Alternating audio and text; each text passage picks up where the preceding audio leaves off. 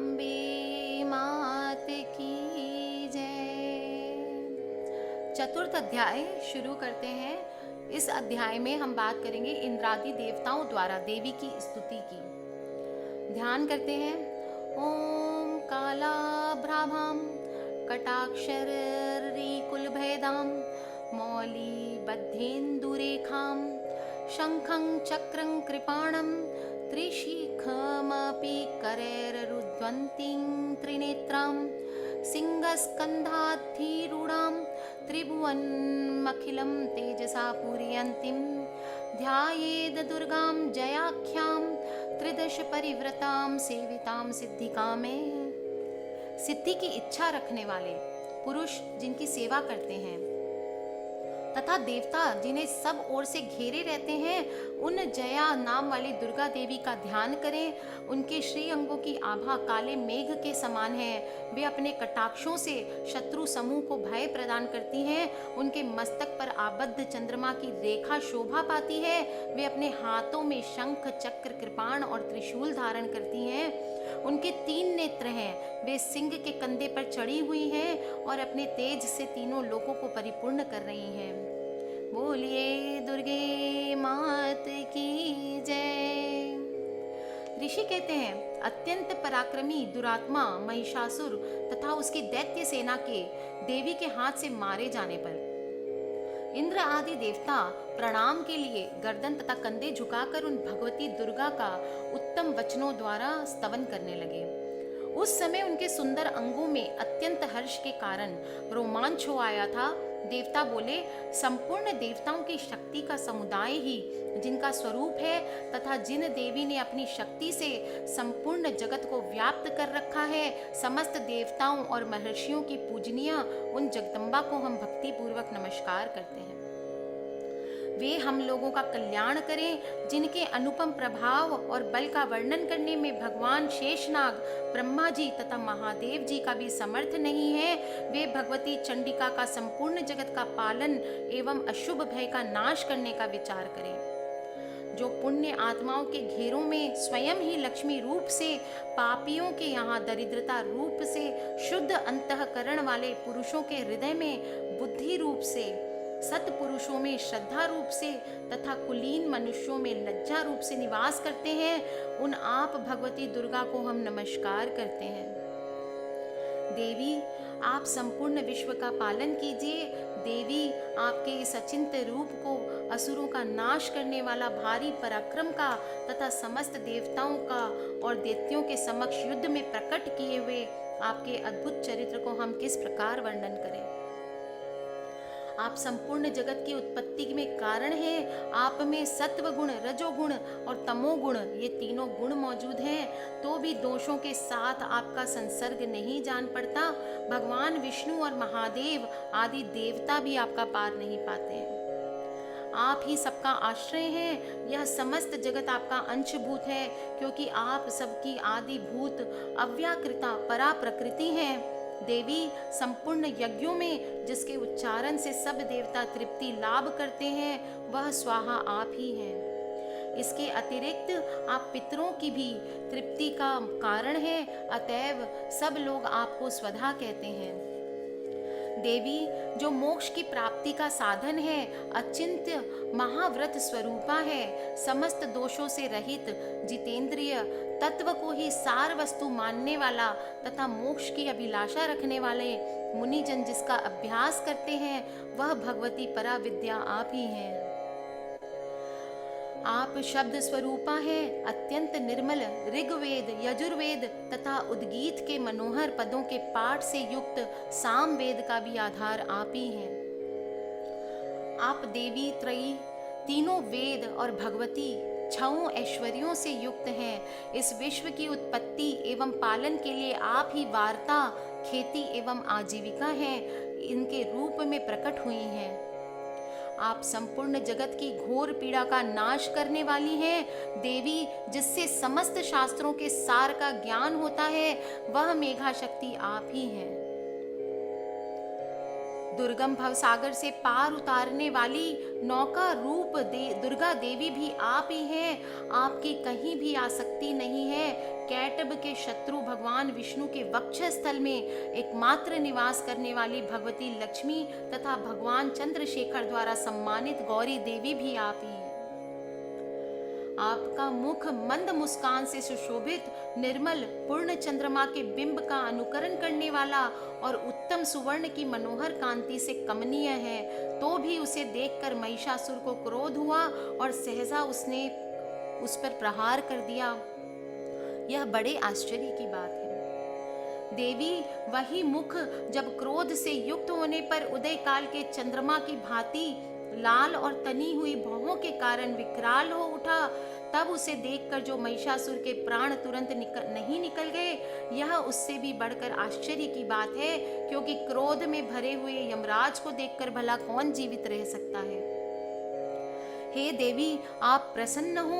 परमात्मा स्वरूपा, आपके प्रसन्न होने पर जगत का अभ्युदय होता है और क्रोध में भर जाने पर आप तत्काल ही कितने कुलों का सर्वनाश कर डालती हैं। यह बात अभी अनुभव में आई है, क्योंकि महिषासुर की यह विशाल सेना क्षण भर में आपके कोप से नष्ट हो गई है। सदा अभ्युदय प्रदान करने वाली आप जिन पर प्रसन्न रहती हैं, वे ही देश में सम्मानित है। उन्हीं को धन और यश की प्राप्ति होती है। उन्हीं का धर्म कभी शिथिल नहीं होता तथा वे ही अपने हृष्ट पुष्ट स्त्री पुत्रों और भृत्यों के साथ धन्य माने जाते हैं। देवी, आपकी ही कृपा से पुण्य आत्मा पुरुष प्रतिदिन अत्यंत श्रद्धापूर्वक सदा सब प्रकार के धर्मानुकूल कर्म करता है और उसके प्रभाव से स्वर्ग लोक में जाता है। इसलिए आप तीनों लोकों में निश्चय ही मनोवांछित फल देने वाली हैं। माँ दुर्गे, आप स्मरण करने पर सब प्राणियों का भय हर लेती हैं और स्वस्थ पुरुषों द्वारा चिंतन करने पर उन्हें परम कल्याणमयी बुद्धि प्रदान करती हैं। दुख, दारिद्रता और भय हरने वाली देवी, आपके सिवा दूसरी कौन है जिसका चित्त सब का उपकार करने के लिए सदा ही दयार्द्र रहता है। देवी, इन राक्षसों को मारने से संसार को सुख मिले तथा ये राक्षस चिरकाल तक नरक में रहने के लिए भले ही पाप करते रहे हों, इस समय संग्राम में मृत्यु को प्राप्त करके स्वर्ग लोक में जाएं। निश्चय ही यही सोचकर आप शत्रुओं का वध करती हैं।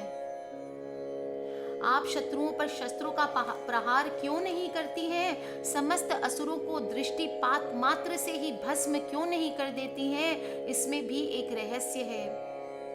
ये शत्रु भी हमारे शस्त्रों से पवित्र होकर उत्तम लोकों में जाएं, इस प्रकार उनके प्रति भी आपका विचार अत्यंत उत्तम रहता है। खड़ग तेज पुंज की भयंकर दीप्ति से तथा आपके त्रिशूल के अग्रभाग की घनीभूत प्रभा से चौंधियाकर जो असुरों की आंखें फूट नहीं गई, उसमें कारण यही था कि वे मनोहर रश्मियों से युक्त चंद्रमा के समान आनंद प्रदान करने वाले आपके इस सुंदर मुख का दर्शन करते थे। देवी, आपका शील दुराचारियों के बुरे बर्ताव को दूर करने वाला है। साथ ही यह रूप ऐसा है जो कभी चिंतन में भी नहीं आ सकता है और जिसकी कभी दूसरों से तुलना भी नहीं हो सकती है। तथा आपके बल और पराक्रम तो उन दैत्यों का भी नाश करने वाला है जो कभी देवताओं के पराक्रम को भी नष्ट कर चुके हैं।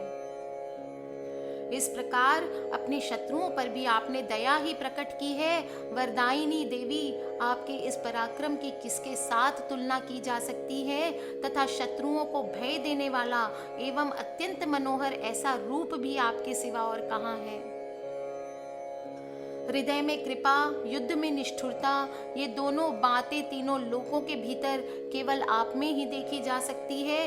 हे मात, आपने शत्रुओं का नाश करके इस समस्त त्रिलोक की रक्षा की है। उन शत्रुओं को भी युद्ध भूमि में मारकर स्वर्ग लोक में पहुंचाया है तथा उन्मत्त दैत्यों से प्राप्त होने वाले हम लोगों के भय को भी दूर कर दिया है। आपको हमारा नमस्कार है। बोलिए अम्बे मात की जय। देवी, आप शूल से हमारी रक्षा करें। अंबिके, आप खड्ग से भी हमारी रक्षा करें। तथा घंटा की ध्वनि और धनुष की टंकार से भी हम लोगों की रक्षा करें। चंडिके, पूर्व, पश्चिम और दक्षिण दिशा में आप हमारी रक्षा करें तथा ईश्वरी, अपने त्रिशूल को घुमाकर आप उत्तर दिशा में भी हमारी रक्षा करें। तीनों लोकों में भी आपके जो परम सुंदर एवं अत्यंत भयंकर रूप विचरते हैं, उनके द्वारा भी आप हमारी तथा इस भूलोक की रक्षा करें। अंबिके, आपके कर पल्लवों में शोभा पाने वाले खड़ग, शूल और गदा आदि जो अस्त्र हैं, उन सब के द्वारा आप सब ओर से हम लोगों की रक्षा करें। ऋषि कहते हैं, इस प्रकार सब देवताओं ने जगन माता दुर्गा की स्तुति की और नंदन वन के लिए दिव्य पुष्पों एवं गंध चंदन आदि के द्वारा उनका पूजन किया। फिर सब ने मिलकर सब भक्ति पूर्वक दिव्य धूपों की सुगंध निवेदन की। तब देवी ने प्रसन्न वदन होकर प्रणाम करते हुए सब देवताओं से कहा।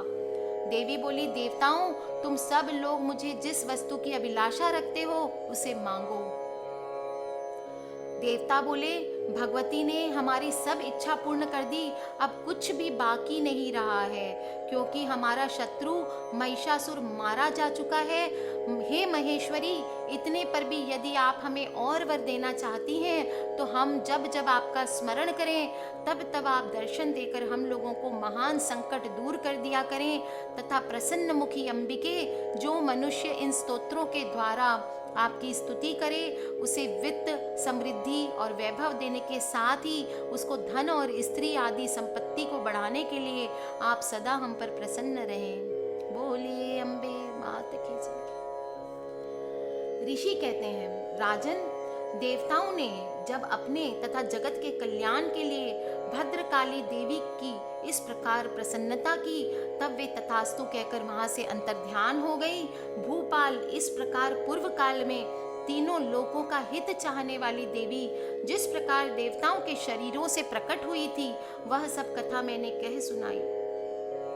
अब पुनः देवताओं का उपकार करने वाली वे देवी दुष्ट दैत्यों तथा निशुंभ शुंभ का वध करने एवं सब लोगों की रक्षा करने के लिए गौरी देवी के शरीर से जिस प्रकार प्रकट हुई थी, वह सब प्रसंग मैं अब आपको सुनाता हूँ। मेरे मुख से सुनो, मैं उसका तुमसे यथावत वर्णन करता हूँ। इस प्रकार श्री मार्कंडेय पुराण में सावर्णी के मनवंतर की कथा अंतर्गत देवी महात्म्य में शुक्र आदि स्तुति नामक चौथा अध्याय पूर्ण होता है। इति श्री मार्कंडेय पुराणे सावर्णी के मनवंतरे देवी महात्म्ये शुक्रादि स्तुतिर्नाम चतुर्थो अध्याय संपूर्ण। बोलिए अम्बे मात की जय, दुर्गे